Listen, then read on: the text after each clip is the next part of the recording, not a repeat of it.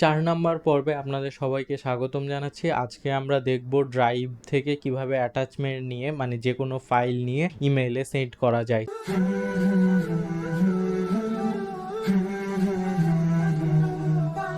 আসসালামু আলাইকুম। আপনারা সবাই কেমন আছেন? আশা করি সবাই ভালো আছেন। আপনাদের কমেন্টের অপেক্ষা করছি এবং যারা আমাদের ভিডিওগুলো নিয়মিত দেখছেন তাদের সাবস্ক্রাইব করার অনুরোধ জানাচ্ছি। আর গতানুগতিকভাবে এই সিরিজের যে পূর্বের ভিডিওগুলো আছে সেখানে যেমন SNBD হোস্ট আমাদের সাহায্য করেছিল, ঠিক সেরকমভাবে এই ভিডিওটাকেও তারা সাহায্য করছে। আপনারা যদি কম মূল্যে হোস্টিং নিতে চান তাহলে অবশ্যই SNBD হোস্টকে দেখতে পারেন। আমরা গত পর্বে এইটুকু পর্যন্ত দেখেছিলাম এবং আপডেট করা পর্যন্ত। তো আমরা আজকে আবার নতুনভাবে দেখব অ্যাটাচমেন্ট কিভাবে নিয়ে কাজ করা যায়।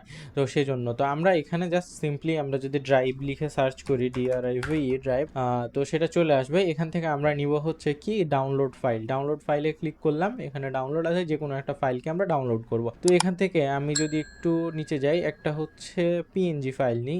এই PNG ফাইলটাকে আমি হচ্ছে এখান থেকে নিলাম, এটাকে আমি অ্যাটাচমেন্ট আকারে সেন্ড করব।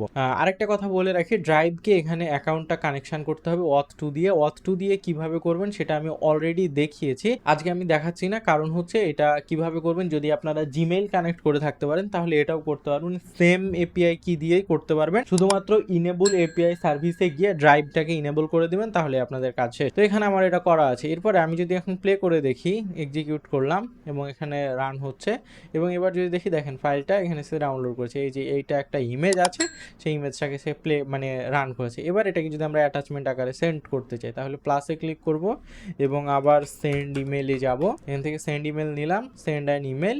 এখান থেকে সেন্ড তো আছে, এখান থেকে আমাদের SMTP নিব না, আমরা এখান থেকে জিমেলটা সিলেক্ট করব, কারণ জিমেলটা সঠিকভাবে কাজ করে।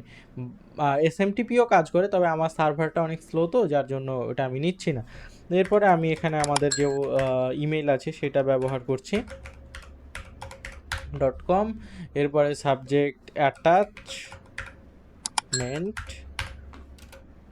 দিয়ে দিলাম। এখানে হচ্ছে চেক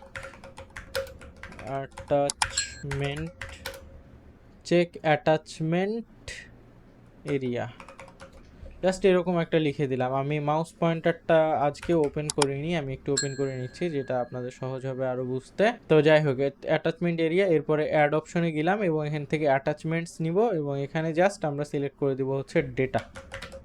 দেখি এটা দিলে হয় কি না, আশা করছি হয়ে যাবে। তো এরকম, তো আমরা বাইরে আসলাম এবং এটা সেভ করলাম।